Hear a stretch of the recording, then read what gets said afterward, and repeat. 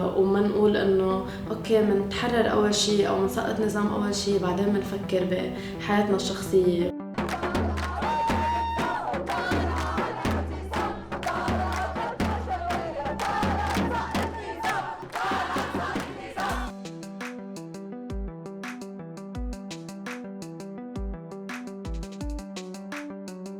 خطاب الأولويات بالقضايا هو منه جاي من فراغ، يعني نحن بنعيش بمجتمع يلي فيه تراتبيات وهرميات معينة. من وراء هيك المطالب المعيشية يمكن توصل الأول لأنه هي ما بتخلخل من هياكل النظام.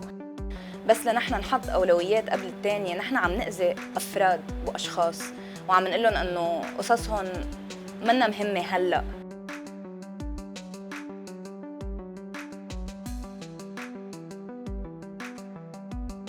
بال2007 بلشت كفا بالشغل على مشروع قانون بيحمي النساء من العنف الأسري، وترافقت الحملة مع مظاهرات ومع وقفات بتندد بجرائم قتل النساء، وهيدا حول موضوع العنف الأسري من شأن خاص لقضية رأي عام. وخلال هيدي السنين كمان كان في حملة جنسيتي حق لي ولأسرتي، كان في الحق بالحضانة. وعلي الصوت وعلي الصوت وعلي الصوت وعلي الصوت وعلى الجنسية ببيروت. أكترية المواضيع الخاصة بالحريات الجنسية، حريات الجسد أو سياسات الجسد، هي من الأوائل يلي بيعتبر أنه ما إلها عازة كتير. أول شيء أنه هلأ وقتك أنه بدنا نحكي هلأ بالجنس خارج الزواج، أو عن موضوع أنه ليه الزنا مثلا يعاقب بالقانون العقوبات أو بحبس. بأحوالنا الشخصية، بأحوالنا الشخصية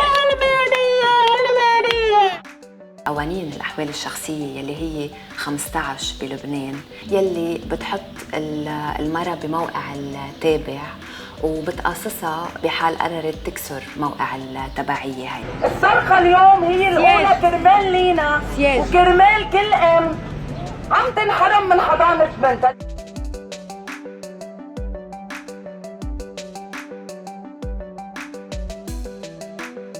Because of the kafala system, they are using us as a slave. They keep us inside their house without paying our salary.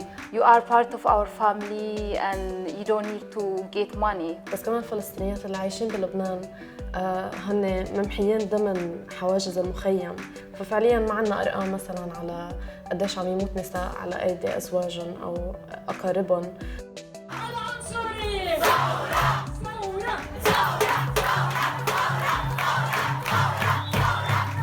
ما بنقدر نقشع هيدي القضايا على أنها متفرقة، مشان هيك نحن عم نطالب بالعدالة، لأن العدالة بتشمل الجميع ومنا حقوق يلي مرتبطة بفئات. All humans, if we are Palestinian, Lebanese, Ethiopian, refugee, the system what's here in Lebanon, it's affecting us in different way.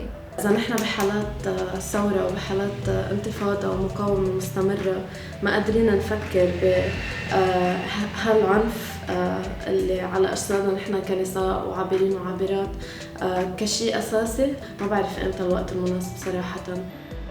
والمثابرة هي شغلة بفتكر نحن شاطرين فيها، وهذا الشيء يمكن اللي بتأمله للثورة.